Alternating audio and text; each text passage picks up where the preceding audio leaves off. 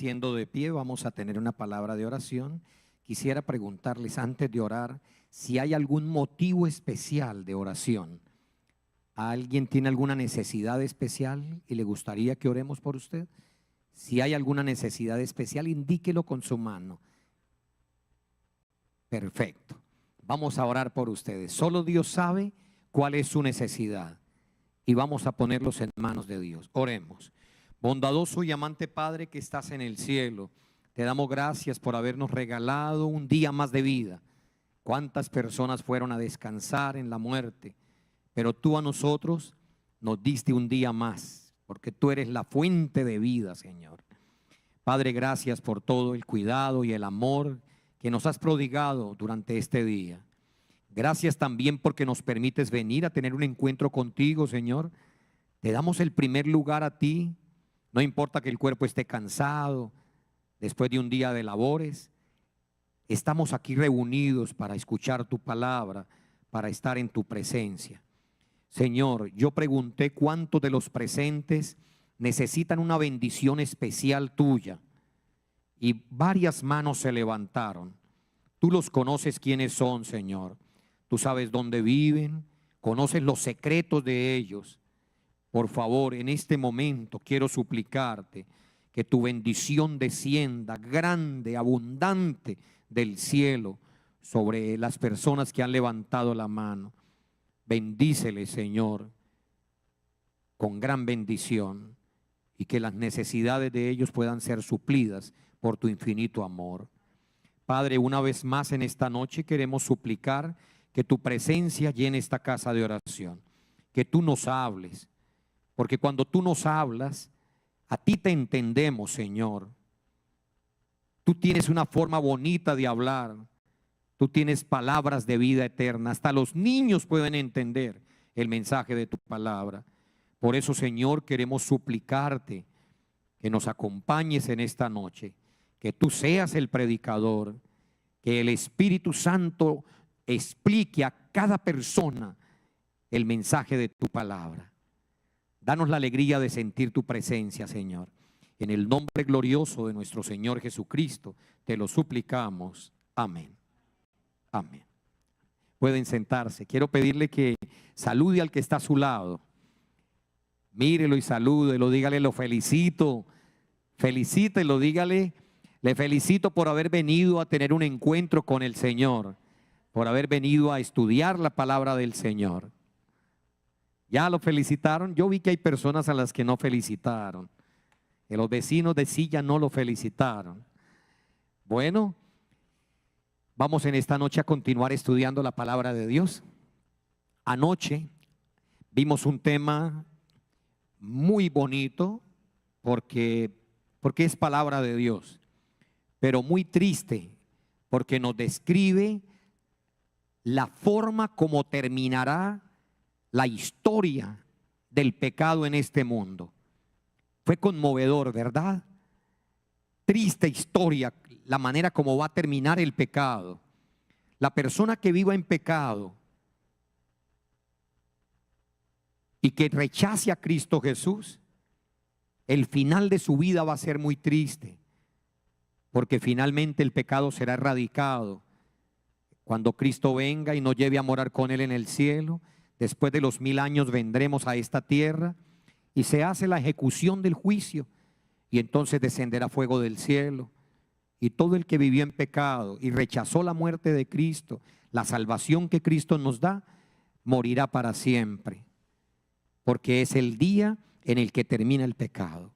Ya no habrá más pecado. Es más, el profeta Nahum en el capítulo 1 versículo 9, Nahum 1:9, dice que terminará la historia de pecado y que nunca más volverá a haber otra rebelión. Es decir, jamás volverá a haber otra rebelión como la que Satanás ha traído, que sumió en dolor y desgracia, miseria a la humanidad.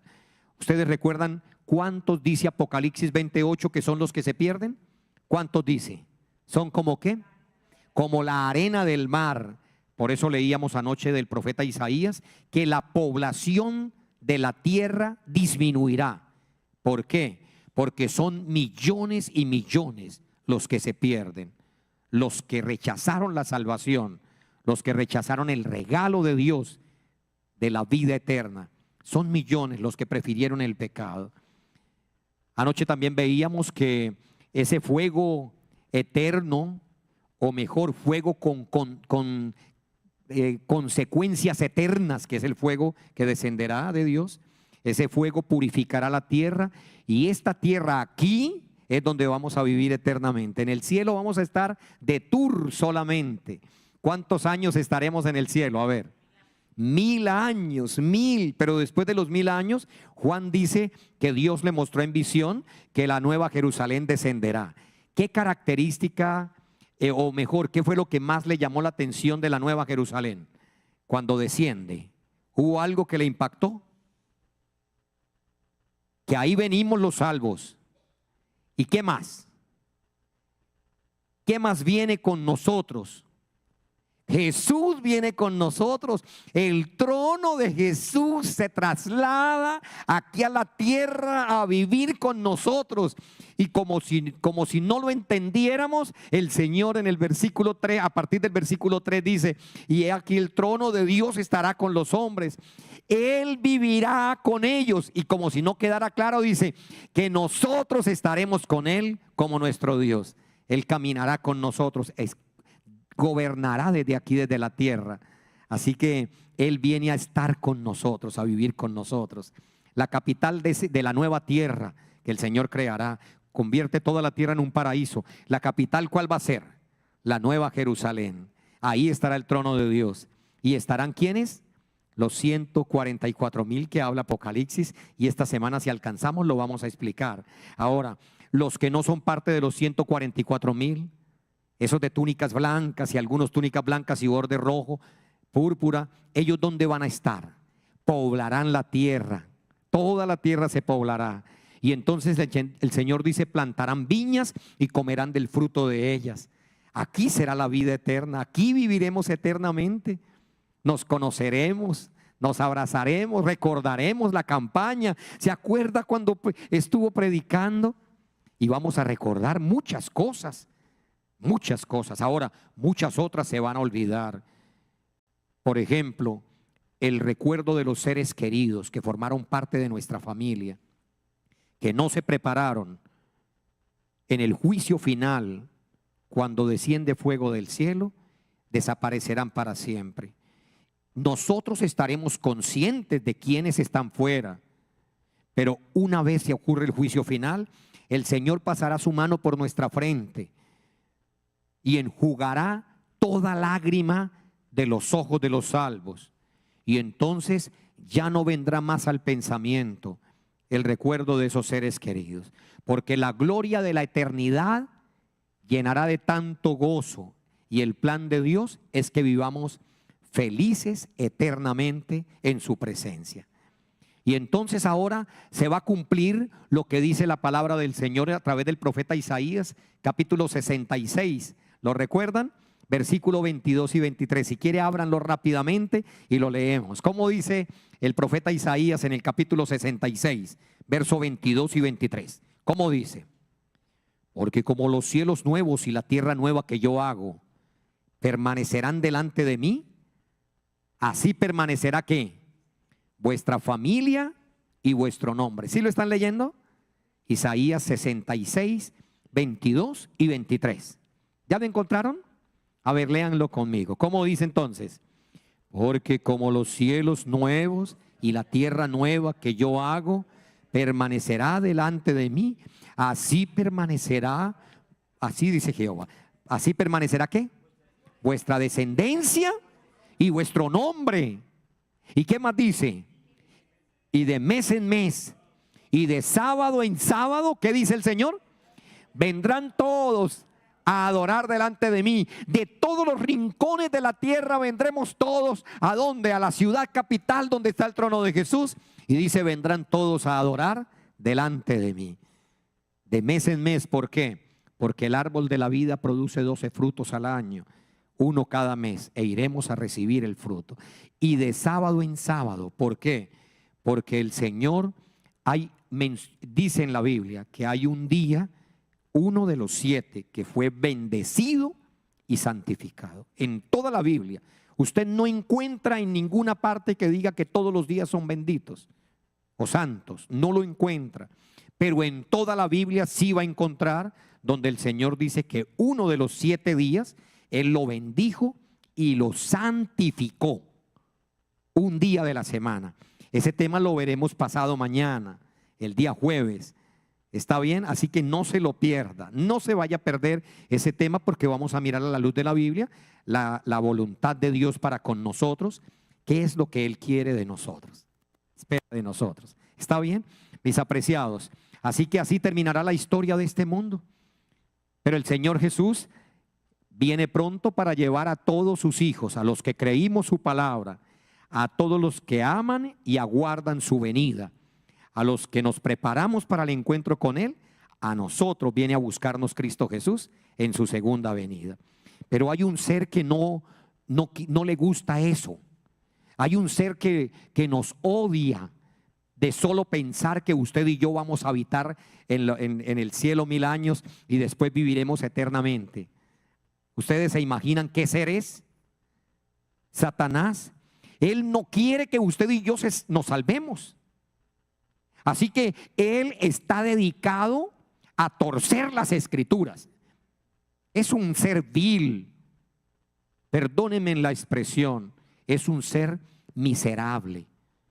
No solamente trajo desgracia, dolor y sufrimiento a la humanidad, no solamente ha degradado la humanidad, no solamente tiene la sociedad como la tiene, no solamente no se ha conformado con destruir a tanta humanidad, con destruir tantos hogares, no se ha conformado con destruir tantas vidas, sino que este ser está dedicado a torcer las escrituras para que el que lee la Biblia las interprete mal.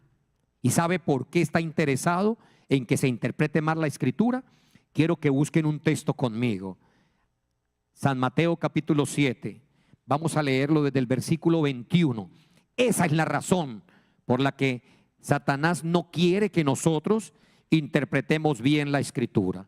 Quiero que cuando lo tengan todos, lo leamos a una sola voz, por favor.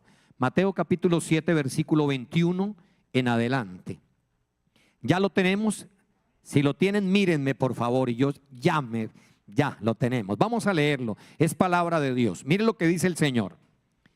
No todo el que me dice Señor, Señor, entrará en el reino de los cielos, sino ¿quién? Sino el que hace la voluntad de mi Padre que está en los cielos. No todo el que diga Señor, Señor, entrará en el reino de los cielos. El Señor dice, sino el que hace la voluntad de mi Padre. Ahí está hablando Cristo Jesús. Es importante hacer la voluntad del Padre y Satanás lo sabe.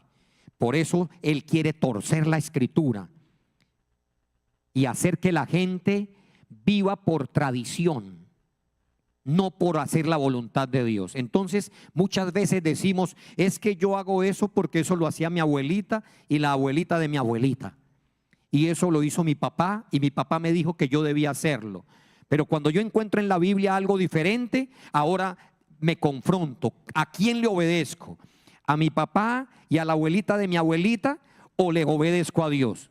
Y el apóstol Pablo nos da la respuesta: es menester obedecer a Dios antes que a los hombres. Entonces, Satanás, ¿qué es lo que hace? Él quiere torcer la escritura para que la gente no haga la voluntad de Dios. Quiero que lean conmigo el versículo 22 y el 23. Vamos a leer los dos versículos en una misma lectura. Sigamos. Muchos me dirán en aquel día: Señor, Señor, ¿no profetizamos en tu nombre? Y en tu nombre hicimos muchos milagros. Y entonces Jesús dijo: entonces les declararé. ¿Cómo les va a declarar Jesús? Nunca os conocí, apartados de mí, hacedores de maldad. Yo siempre me preguntaba, ¿por qué razón Cristo le va a responder así a esos cristianos? Porque son cristianos. ¿Qué le van a decir? Señor, Señor, ¿en tu nombre qué? Hicimos ¿qué? Muchos milagros. ¿Y qué más? ¿Y en tu nombre qué más? Profetizamos. ¿Y en tu nombre echamos fuera demonios. Es decir, eran cristianos los que le están hablando a Jesús. Y yo siempre me preguntaba, ¿por qué Cristo les va a responder a esos cristianos? ¿Por qué les va a decir, nunca os conocí, apartaos de mí, hacedores de maldad? Yo decía, pero ¿por qué Cristo le responde a los cristianos? Si esos cristianos a primera vista pareciera que son los mejores cristianos. Porque le van a decir, Señor, en tu nombre hice muchos milagros. ¿Cómo así? Lo que ellos realmente le están diciendo a Cristo es, Señor, mire, yo hacía milagros en tu nombre. A los enfermos yo les decía, en el nombre de Jesús, levántate y anda. Y muchos soltaban las muletas y comenzaban a caminar. Señor, yo hice, y no fueron poquitos, dijo, le van a decir, Señor, hice muchos milagros y los hice ¿cómo? En tu nombre. Yo decía en el nombre de Jesús, es más, Señor, en tu nombre yo eché fuera demonios. Es decir, le dicen, Jesús, cuando yo llegaba y habían demonios, yo le decía al demonio, en el nombre de Jesús, fuera demonio. Y los demonios se iban corriendo y se iban. En el nombre de Jesús yo echaba fuera demonios. Y en el nombre de Jesús profeticé. Y Jesús, ¿cómo le va a responder? Volvamos a leer. Jesús está hablando. Y en el verso 23, ¿qué dice Cristo? Entonces les declararé. ¿Cómo les va a declarar? Nunca os conocí, apartaos de mí, hacedores de maldad. Mis apreciados, y yo quisiera en este momento, en el nombre del Señor, decirles que la mayor evidencia de que se es un cristiano que agrada a Dios no es hacer milagros, no es echar fuera demonios, no es profetizar. La mayor evidencia de que somos verdaderos cristianos es que hacemos ¿qué? La voluntad del Padre que está en el cielo. La mayor evidencia de que soy un cristiano es que hago la voluntad del Padre que está en el cielo. Nunca podemos medir el cristianismo por los milagros que se hacen. No podemos medir a un cristiano por las profecías que diga, ni por los demonios que eche. No, la verdadera demostración de que alguien es hijo de Dios es que hace la voluntad del Padre que está en el cielo. Porque si una persona no hace la voluntad de Dios, puede estar haciendo milagros, puede estar profetizando, puede estar echando fuera demonios, pero eso de nada sirve. El Señor le va a decir en el día final, yo a usted no lo conozco. Así que Satanás se sabe este texto de memoria. Y como él lo sabe, y él sabe que Cristo le va a decir en el día final, usted no hizo la voluntad de mi Padre, apártese. Pero Señor, yo hice milagros, apártese, no lo conozco. Pero Señor, yo profetizaba, apártese que a usted no lo conozco porque no hizo la voluntad de mi Padre. ¿Está bien? Y debo aclarar algo. Miren, la Biblia dice, si usted está tomando nota, escriba estos tres textos: Apocalipsis 13:13, Segunda de Tesalonicenses capítulo 2 versículo 8 en adelante, y Mateo 24 del 24 al 26. Ahí la Biblia nos dice, si quiere llegar a casa esta noche y buscarse el Segunda de Tesalonicenses 2 del 8 en adelante, usted se va a sorprenderlo con lo que el Señor dice. Satanás para el último tiempo hará milagros y prodigios mentirosos. Por doquier en la tierra habrán milagros, pero no milagros de Dios, sino milagros con el poder de Satanás, que no son de Dios. Por eso Cristo le va a decir a los que no hacen la voluntad de Dios, les va a decir en el día final, apartado de mí, hacedor de maldad, apártese de mí, porque mis hijos, a los que yo conozco, son los que hacen la voluntad del Padre que está en el cielo. ¿Está claro hasta ahí? Es importante hacer la voluntad del Padre que está en el cielo. Al finalizar, repito esos tres versículos. Mis apreciados, un verdadero cristiano se caracteriza porque hace la voluntad de Dios. Y les decía que Satanás está empeñado en torcer la Escritura. ¿Por qué? A él no le preocupa que haya mucho cristiano. No le preocupa. Si hay una congregación que adora, que se reúne para cantar, para orar, pero no hace la voluntad de Dios, a Satanás no le preocupa, porque él ha leído lo que la Biblia dice. El Señor dice: al que no hace la voluntad de mi Padre, en el día final le voy a decir: apartado de mí, hacedor de maldad. Miren, el tema de mañana, si usted pensaba faltar a un tema, era hoy. Al de mañana no vaya a faltar. Mañana nos vamos a sorprender. El tema de mañana es impresionante, impresionante. Mañana hablaremos la obra del anticristo, cómo va a ser y cómo Satanás está dando falsos dones para engañar a muchos llamados cristianos. Y vamos a mirarlo a la luz de la Biblia, cómo el don de lenguas que usan o que hablan no es bíblico. Y como muchos milagros no son otra cosa que el resultado del hipnotismo. Y el Señor ha dicho: el hipnotismo ha sido creado por Satanás. Huyan de todo lo que parezca hipnotismo. Y vamos a mirar, quizá vamos a presentar algunos ejemplos de milagros que no son otra cosa que hipnotismo. Pero los predicadores dicen que son milagros de Dios y no lo son. Así que vamos a revisar nuestro lema. ¿Cómo es que dice nuestro lema? Si está en la Biblia, si no está de acuerdo con la Biblia, no es. Yo lo voy a repetir y usted lo va. Yo voy a decir la primera parte y usted complementa la oración. Si está en la Biblia, si no está de acuerdo con la Biblia, no es para mí. Así que todo lo que vayamos a hablar lo vamos a ver a la luz de la Santa Biblia. ¿Está claro? Muy bien. Así que les decía que el enemigo quiere torcer la escritura para que la gente en el día final vaya esperanzada en la salvación y Cristo le diga: yo a usted usted no hizo la voluntad de mi Padre, yo a usted no la conozco, apartado de mí, hacedor de maldad. Por eso él no se preocupa si la gente se reúne a adorar y no hace la voluntad de Dios. En esta noche vamos a mirar a la luz de la Biblia uno de los engaños de cómo Satanás ha torcido la escritura. Pero yo quisiera pedirles que, si tiene la Biblia, por favor la abra en cada texto, y si no la trajo en el celular, usted busca en Google el capítulo que mencionemos y lo lea. No quisiera que regrese a su casa y diga: el predicador dijo. No, que es mejor que usted cuando regrese a casa pueda decir: la Biblia dice, lo leí en la Biblia. ¿Está claro? Así que vamos a mirar un tema muy común. Hay muchos temas bíblicos que el enemigo ha torcido y ha engañado la fe de muchos que se llaman cristianos, pero el enemigo les ha torcido la escritura. Hoy vamos a mirar un ejemplo de ello. El tema específico al que Satanás le metió la mano tiene que ver con el bautismo. No, usted no vino aquí para bautizarse. No. Aquí yo no le estoy diciendo que usted debe bautizarse. No, a eso no vino usted, ni yo vine a eso tampoco. Lo que quiero decirle es, en el nombre de Dios, que vamos a revisar qué dice la Biblia.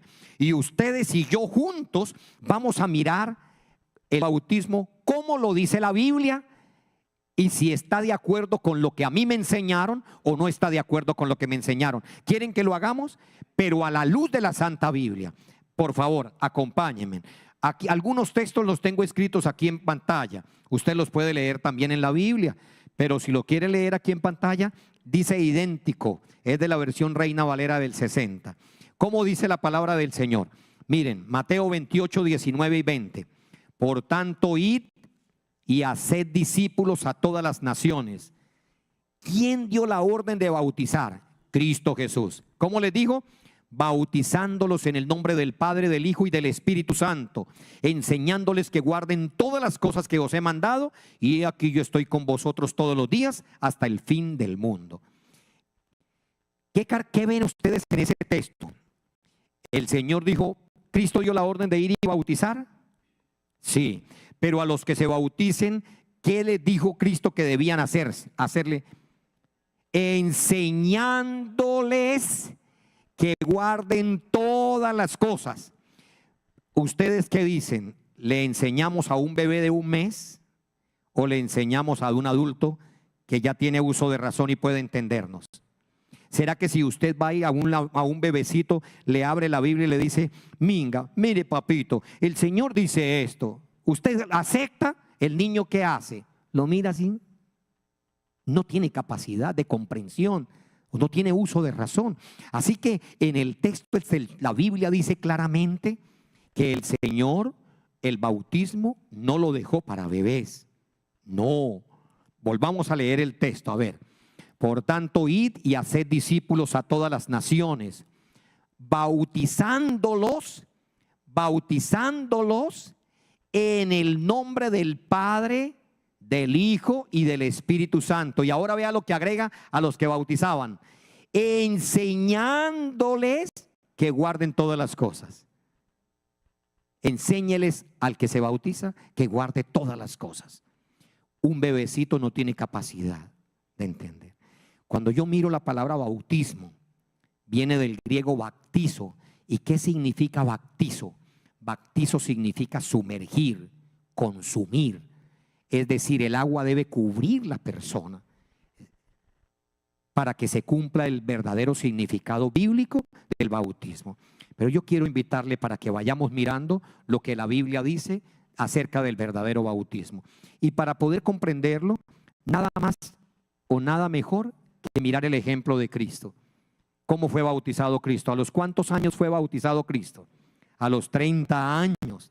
30 años. Está acorde con la enseñanza de Él, enseñándoles que guarden todas las cosas. Quien va a ser bautizado o quien decida ser bautizado debe ser la misma persona. La misma persona debe decidir y debe tener uso de razón para decir acepto o no acepto. ¿Está bien? Ahora, ¿cómo fue el bautismo de Jesús? Dice la Biblia en el libro de Marcos capítulo 1 versículo 9. Dice: aconteció en aquellos días que Jesús vino de Nazaret de Galilea y fue bautizado ¿por quién? Por Juan en el Jordán. Y Jesús, después de que fue bautizado, miren la palabra que utiliza la Biblia, y si quieren abran su Biblia y lo buscan. ¿Cómo dice? Después de que fue bautizado, subió, es decir, estaba dentro del agua. Subió luego del agua, y he aquí los cielos fueron abiertos. ¿Y qué más dice la Santa Biblia? Y vio al Espíritu de Dios que descendía como paloma y venía sobre él. Jesús nos dio el ejemplo. Jesús nos dio el ejemplo. Él tenía uso de razón, tomó la decisión, fue bautizado. Y al ser bautizado dice que se oyó la voz de Dios diciendo: este es mi Hijo amado en quien tengo complacencia. Y vino el Espíritu Santo en forma de paloma sobre él.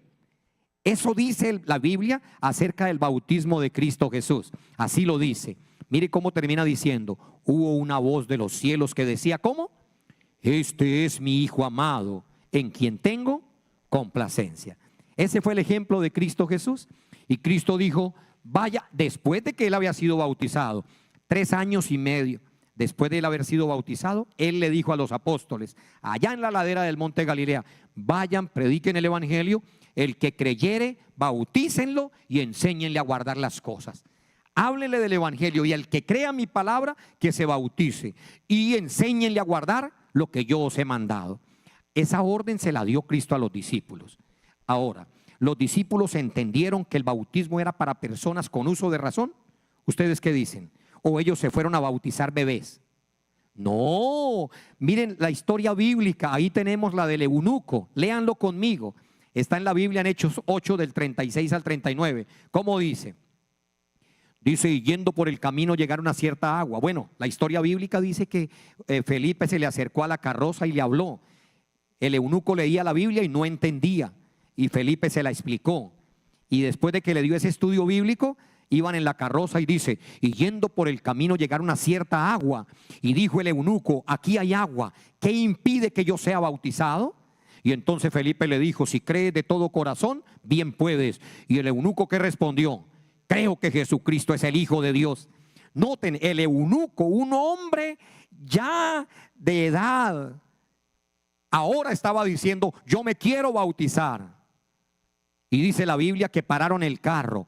Hechos 8:36. Mandó parar el carro y descendieron ambos al agua, Felipe y el eunuco, y le bautizó.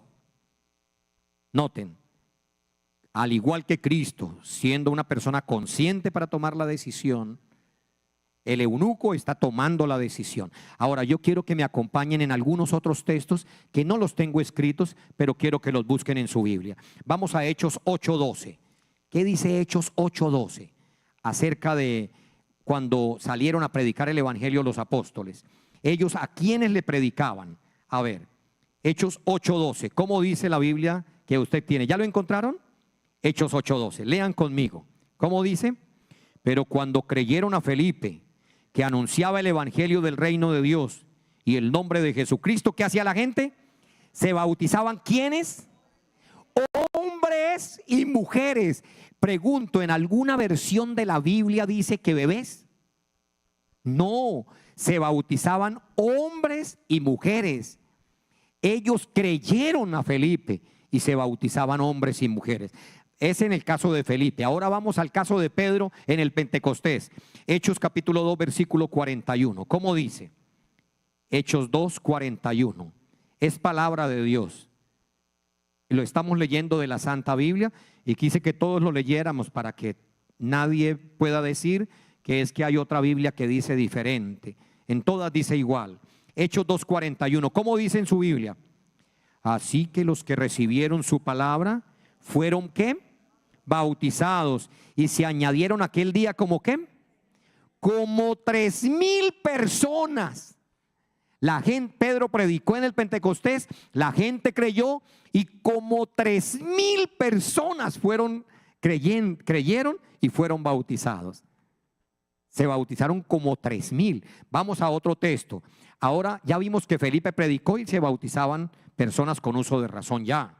Ya vimos también que Pedro predicó y los que se bautizaban eran adultos, creían. Ahora vamos a ver el ejemplo del apóstol Pablo, por favor. Hechos capítulo 4, versículo 4. Allá a la vueltica de la hoja que tenía. Hechos 4:4. ¿Cómo dice? Pero muchos de los que habían oído la palabra creyeron y el número de los hombres, aparte de mujeres, ¿cómo era? Como de 5,000. La gente creía y aceptaba porque era la orden de Dios. La orden de Dios. El Señor había dado la orden. Así que los discípulos obedecieron las instrucciones de Jesús. Mis apreciados, si usted va por las iglesias que menciona el Apocalipsis, Éfeso, Esmirna, Pérgamo, Tiatira, Sardis, Filadelfia y la Odisea, si usted va por esas iglesias en Turquía y en parte de Asia, usted va a encontrar, se va a sorprender que allá no había una pilita de bautismos. En las iglesias bíblicas habían pilas bautismales grandes, pilas bautismales. Miren, por ejemplo, la iglesia de Filipenses, allá en Filipos, vean, allá en Filipos la pila bautismal inmensa, porque al igual que Jesús, la persona, el Cristo nos dio el ejemplo, la persona debe ser sumergida bajo el agua, porque eso es lo que significa la palabra bautismo en griego, ¿no? Al traducirla al español. Así que, mis apreciados, ¿desde cuándo se comenzaron a bautizar los niños? ¿Desde cuándo?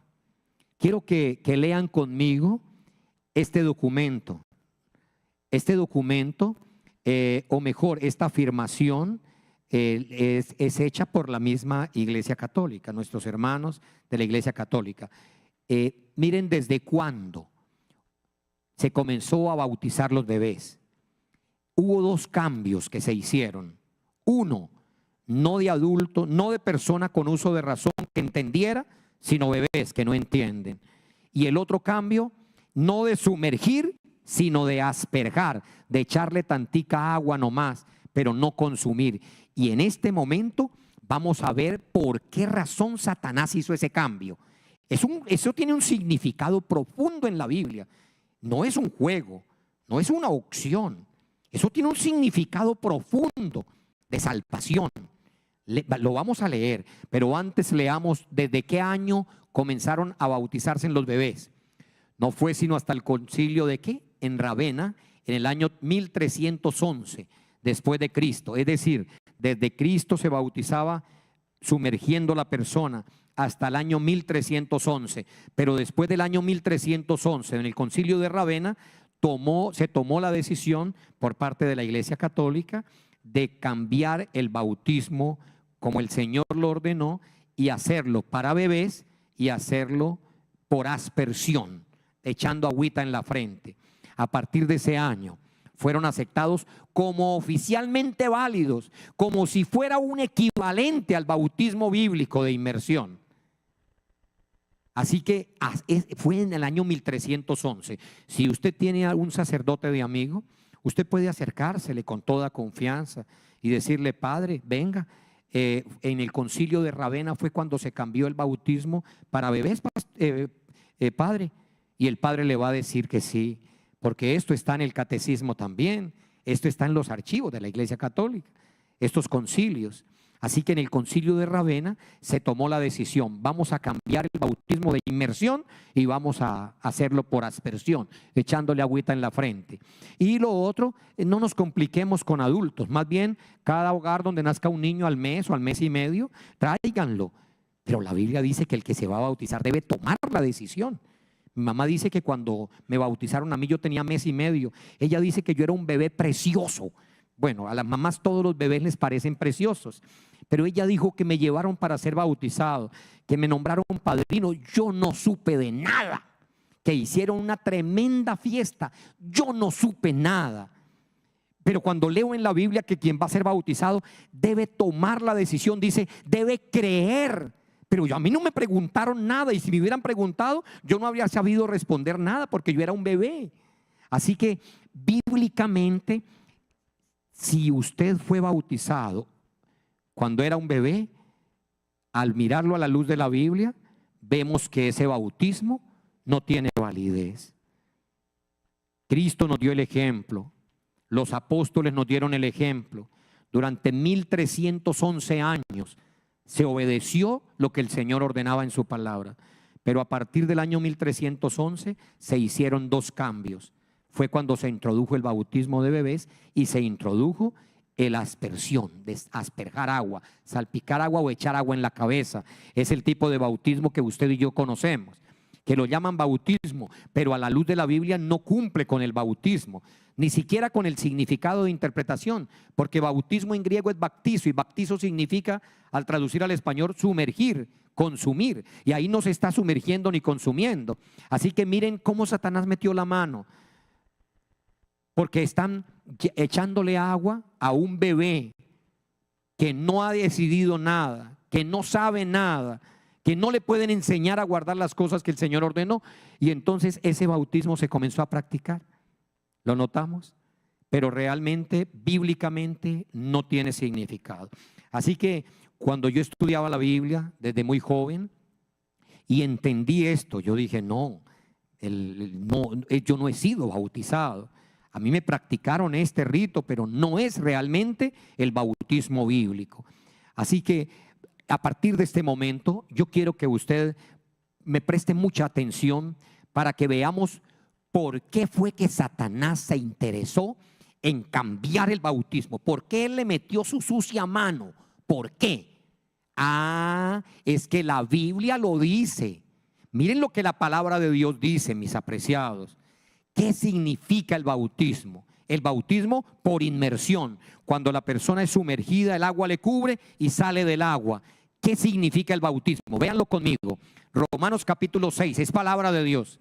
Si está en la Biblia, yo lo creo. Si no está en la Biblia, no es para mí. Pero si está en la Biblia, yo debo creerlo porque es palabra de Dios. ¿Cómo dice Romanos capítulo 6, versículos 3 y 4? ¿O no sabéis que todos los que hemos sido bautizados en Cristo Jesús, hemos sido bautizados en su muerte? El bautismo representa la muerte de Cristo Jesús. Y vean cómo dice el verso 4, léanlo conmigo. Porque somos sepultados juntamente con Él para muerte por el bautismo, a fin de que como Cristo resucitó de los muertos por la gloria del Padre, así también nosotros andemos en vida nueva. La única manera de una persona ser sepultada, dice el texto, somos sepultados juntamente con Él para muerte por el bautismo. Satanás dijo, venga para acá, Cristo murió por usted. Ahora, Cristo le cambió la muerte suya por el bautismo. Entonces yo voy a torcer el bautismo para que usted crea que fue bautizado, pero realmente no fue bautizado. porque realmente no ha sido sumergido. Y al sumergirlo en el agua se convierte ante Dios en una tumba líquida. Por eso la persona, al ser sumergida, queda sepultada. Es como si fuera sepultada, porque somos sepultados juntamente con Él para muerte por el bautismo, a fin de que, como Cristo resucitó de los muertos, cuando el bautizado sale del agua, pasa de muerte a vida, nació a nueva vida. ¿Notan el significado del bautismo? Hay otro texto más claro, si quiere búsquenlo conmigo, Colosenses capítulo 2 versículo 12. Alguien que por favor lo encuentre y lo lea fuerte desde el puesto, desde la Biblia que tiene en su celular o en físico que trajo. Colosenses 2:12. ¿Cómo dice la palabra del Señor? ¿Quién lo encuentra? Sepultados. Por favor, vuélvalo a hacer, pero hágalo de pie, que su voz es de locutor. Y ahí pare. Sepultados con Él. Note que no dice sepultado como Él. Una similitud. La Biblia dice sepultado con Él. Es decir, a la hora de usted, de la persona ser consumida, la muerte de Cristo se le cuenta a su favor. Sepultado con Él en el bautismo. ¿Qué más dice mi hermano? En el bautismo, en el cual fuiste también, ¿qué? Resucitado, ¿qué? Con Él. Mis apreciados, el bautismo lo estableció Jesús y dijo claramente que somos sepultados con Él. ¿Qué significa eso? Que la muerte de Cristo es contada a mi favor en el momento de ser sumergido. Entonces Satanás, ¿qué hizo? Dijo, no, venga, yo lo cambio, no lo sumerjan. Él va a pensar que ya fue bautizado y cuando Cristo venga, Cristo le va a decir, yo a usted no lo conozco, mi muerte no fue contada a su favor. Porque la única manera de ser sepultado con Él es en el bautismo. Muchas gracias, es en el bautismo. ¿Lo notan? El valor del bautismo, el significado. ¿Qué significa entonces el bautismo? A ver, ¿qué representa el bautismo? La muerte, ¿qué más? La sepultura y ¿qué más? Efectivamente, el bautismo representa la muerte de Cristo, el entierro de Cristo y la resurrección de Cristo. Por eso Satanás cambió, por eso metió esa sucia mano para torcer el significado del bautismo. Porque Él no quiere que usted y yo nos salvemos. El bautismo es un regalo de Dios, no vale nada, no duele, no demora 3 segundos. Porque la persona es sumergida, inmediatamente sale del agua, pero el Señor dice, fuiste sepultado con Jesús. Y ahora Cristo nos ve como que hubiésemos muerto con Jesús y resucitado con Cristo Jesús a vida nueva. ¿Notamos la importancia del bautismo? Mis apreciados, ¿qué cosas pasan con el bautismo? Primero, se muere a la antigua manera de vivir al ser sepultado. Segundo, es enterrado. Nuestros pecados son sepultados en las aguas del bautismo. Miren el significado que Dios le dio. Todos los pecados son perdonados. Y tercero, levantándonos del agua, andaremos en vida nueva.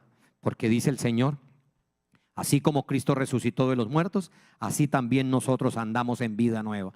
Así se pasa de muerte a vida a través del bautismo. Y quiero llegar a la parte final de esta noche, dándole respuesta a esta pregunta. ¿Qué sucede cuando somos bautizados? ¿Qué sucede? Ocurren varias cosas. ¿Recuerdan que cuando Cristo fue bautizado se oyó la voz del cielo? La declaración de Dios diciendo, este es mi Hijo amado. Ocurre lo mismo hoy cuando una persona se bautiza.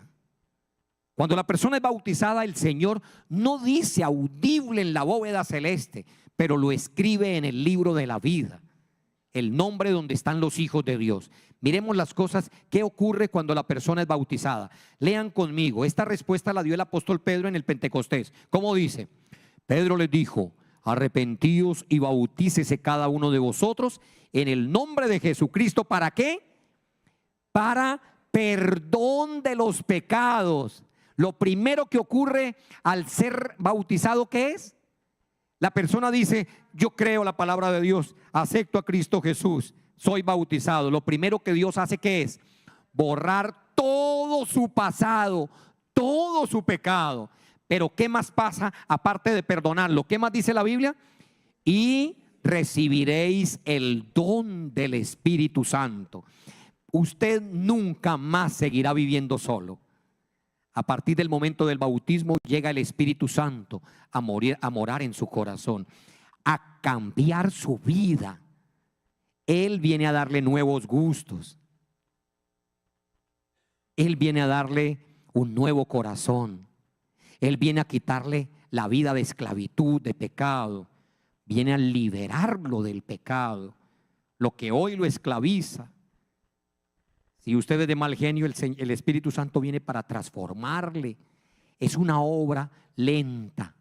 ¿Saben cómo llama la Biblia a esa obra lenta? La llama la santificación.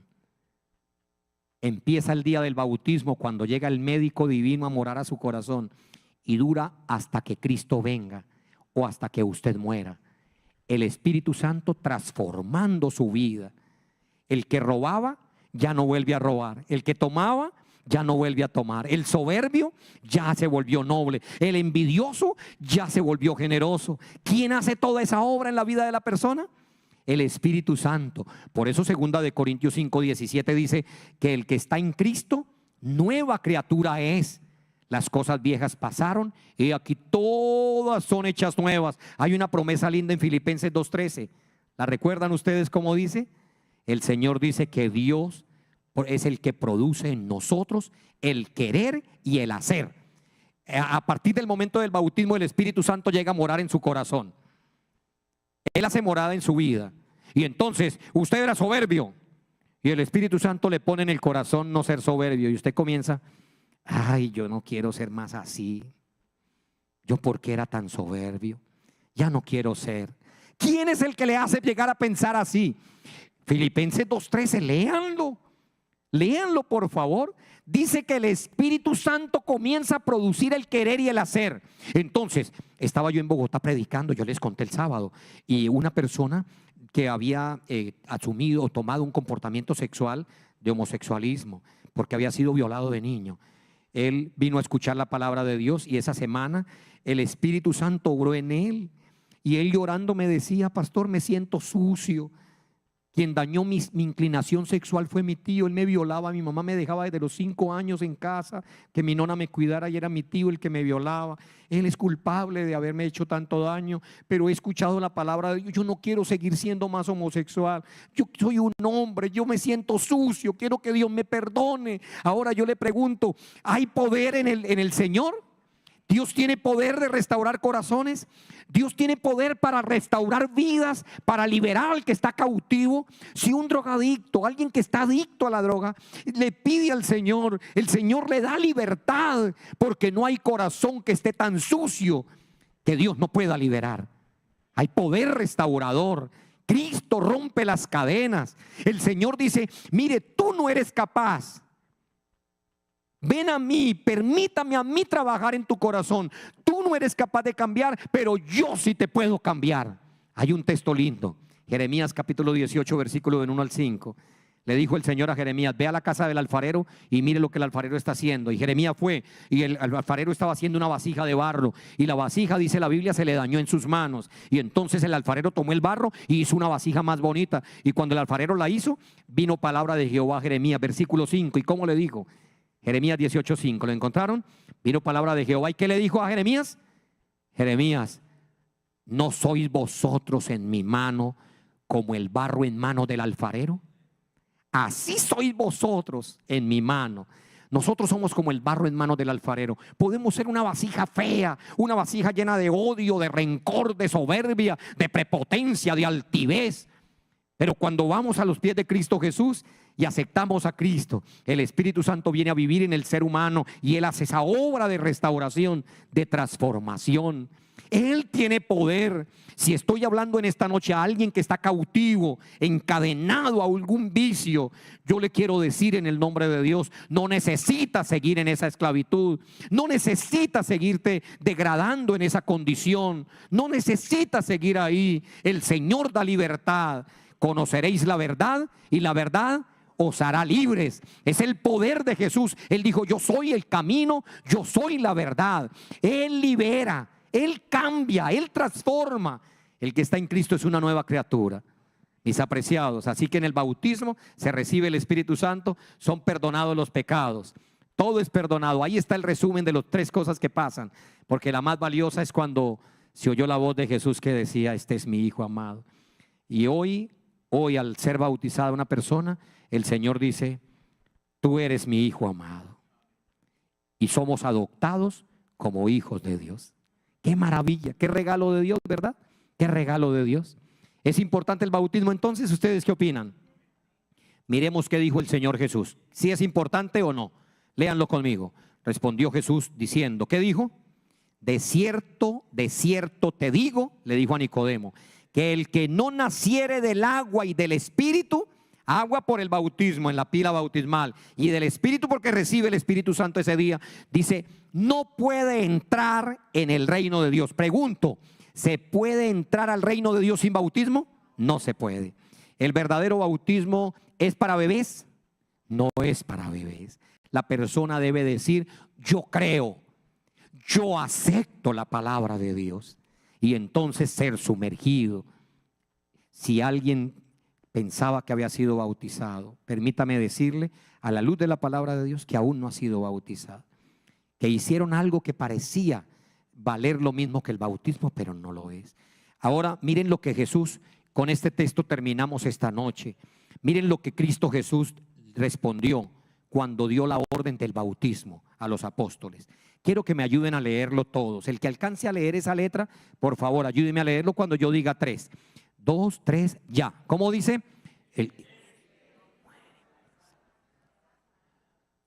El que creyere y qué, y fuere bautizado, será salvo. Mas el que no creyere, será condenado. El que creyere y fuere bautizado, será salvo. Miren, mis apreciados, Cristo ha hecho del bautismo una señal de entrada en su reino espiritual.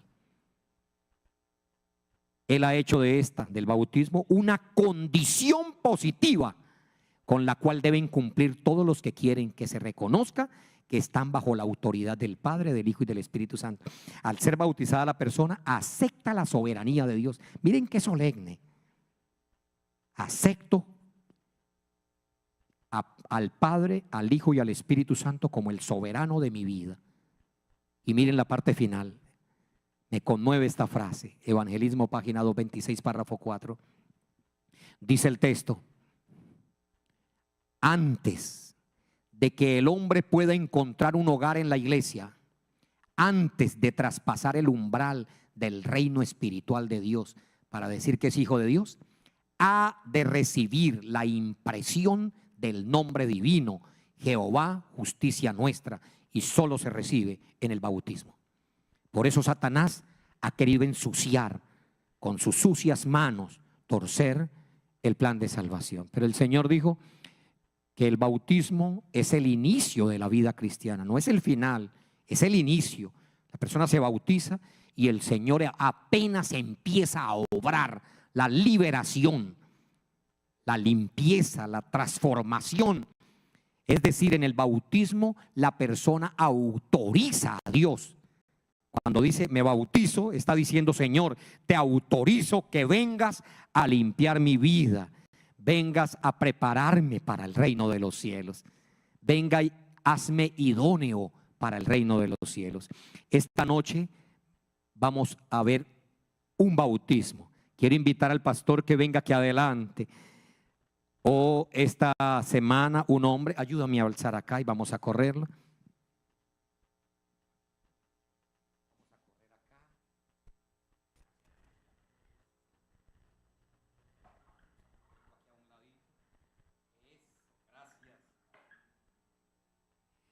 Invitamos al pastor que venga aquí adelante. Vamos a invitar a nuestro candidato que venga aquí adelante.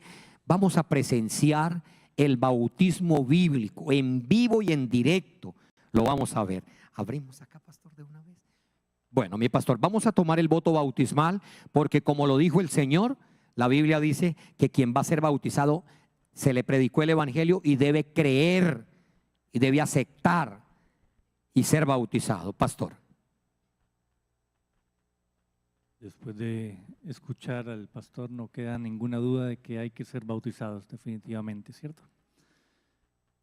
Como el bautismo es una decisión personal, nadie puede obligarnos. Yo quiero preguntarle al hermano Edgar Antonio Chazul si su deseo de bautizarse es propio, está siendo libre de bautizarse, nadie lo está obligando. Ok, está bien.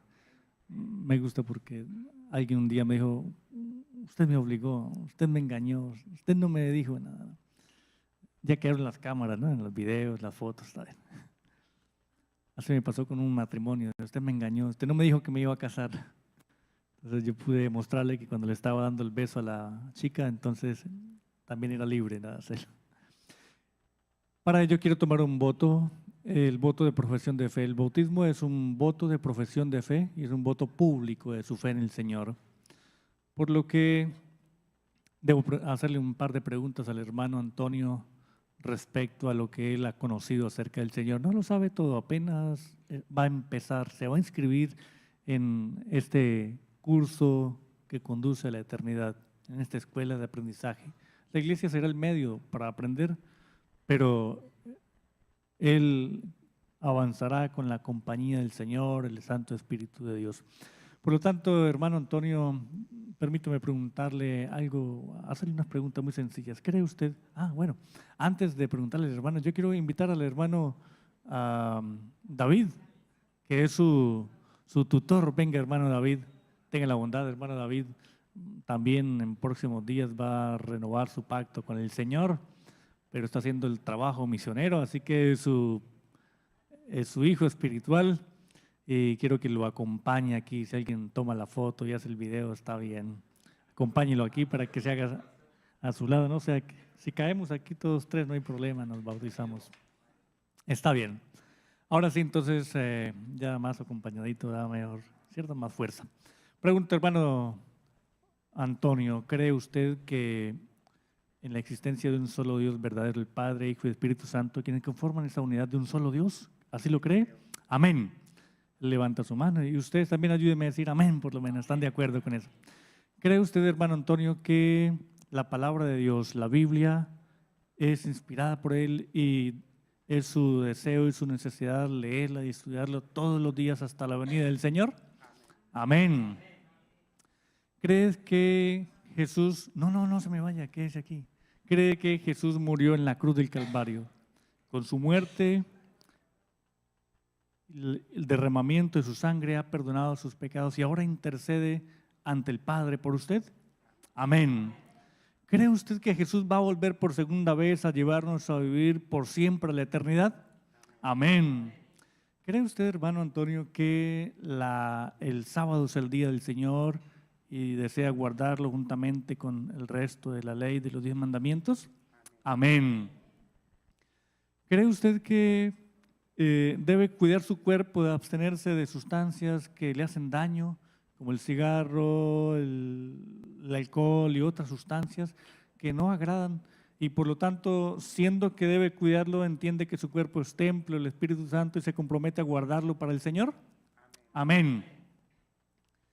En la medida en que Dios le prospere, ¿cree usted que es necesario y se compromete con Dios y con esta iglesia a ayudar a sostenerla con sus diezmos y sus ofrendas voluntarias? Amén. ¿Quiere usted ser un misionero para el reino de los cielos y devolver el favor que alguien le hizo dándole el evangelio para que también pueda ser bautizado próximamente? Amén. ¿Quiere usted unirse a esta iglesia, la iglesia adventista, el séptimo día, y ser miembro de ella a través del bautismo esta noche? Amén. Muy bien. Creo que con estas preguntas es suficiente, ¿cierto? Está bien, pasa la prueba ya. A ustedes les he hecho 3 preguntas en la noche. Al hermano Antonio le estoy haciendo como 10, ¿verdad? ¿Sí? Así que pregunto a los hermanos miembros de esta iglesia, un hermano miembro de la iglesia Renacer que proponga que el hermano Antonio sea aceptado en la feligresía de esta iglesia. ¿Quién propone? ¿Alguien? Levantando su mano, un miembro. Ok, aquí hay propuesta. Aquí hay quien apoya la propuesta. Levantando. ¿Cuántos más estarían de acuerdo? Y les saludamos levantando nuestra mano. Ok, entonces a partir de hoy será miembro oficial de la Iglesia Adventista del Séptimo Día.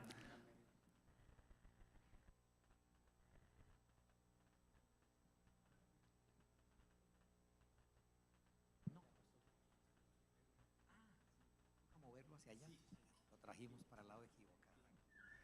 Como lo habíamos visto durante el tema, lo habíamos visto, predíquenle, y si la persona creyere y lo pide, será bautizado. Un bautismo voluntario.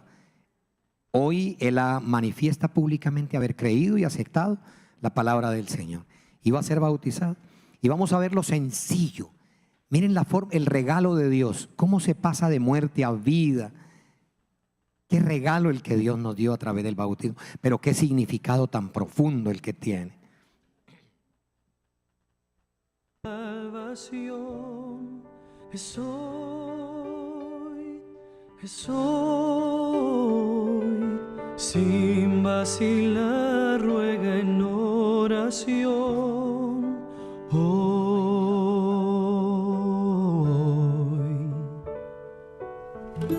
Cristo te oye, está cerca, aunque errante estés. Así es el bautismo bíblico, por inmersión.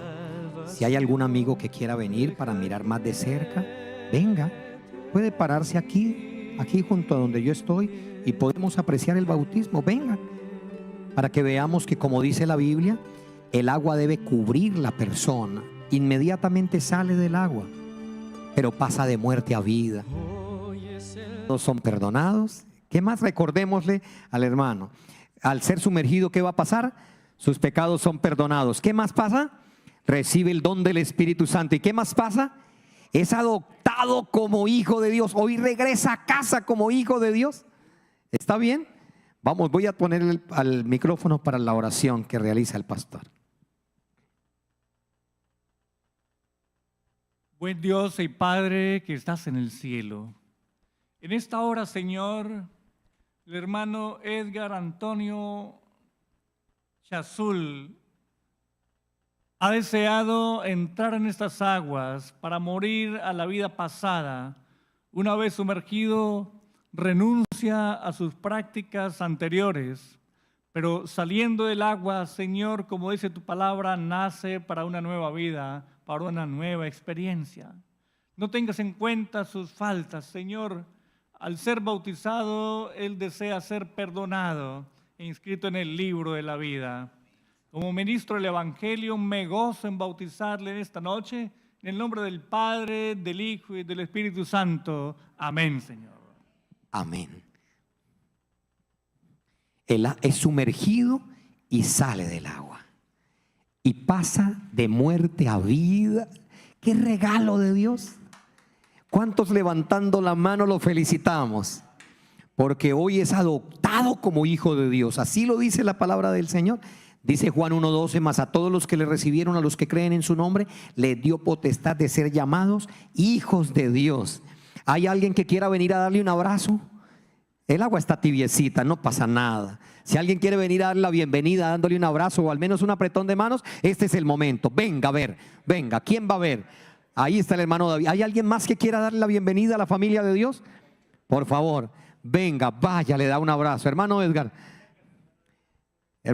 ahí lo van a felicitar. Bienvenido a la familia de Dios. Ahora yo quisiera preguntar a los amigos, ¿cuántos de los amigos creen que el bautismo sí es necesario para la salvación? ¿Cuántos lo creen? Sí es necesario, porque Papá Dios lo ordenó. Él dijo, el que creyere y fuere bautizado será salvo. Yo voy a hacer una última pregunta y hacemos la oración final.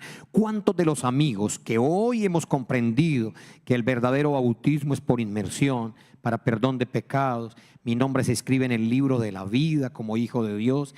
Recibo el Espíritu Santo y es mi autorización a Dios para decirle, acepto, Padre, Hijo y Espíritu Santo, tu soberanía sobre mi vida. ¿Cuántos quisieran prepararse para en un futuro también poder entregar su vida a Cristo Jesús en las aguas del bautismo? ¿Hay algún amigo que le gustaría prepararse para un futuro? La felicito, yo le doy un abrazo. Colóquese de pie, por favor. ¿Hay algún amigo más? Colóquense de pie, claro, les felicito. ¿Hay algún amigo más que le gustaría prepararse y en un futuro decirle al Señor, Señor, yo también quiero nacer de nuevo en el ejemplo que Cristo me dio? ¿Hay alguien más? Si hay algún amigo más, levántese. Usted no se levanta para que nosotros lo veamos, se levanta como diciéndole a Dios, Señor, entendí y acepto tu palabra. ¿Hay alguien más? Bueno, yo quiero darles un abrazo. Dios la bendiga. El Señor les bendiga. Es una sabia decisión. Yo voy hasta allá a darles el abrazo a ustedes también.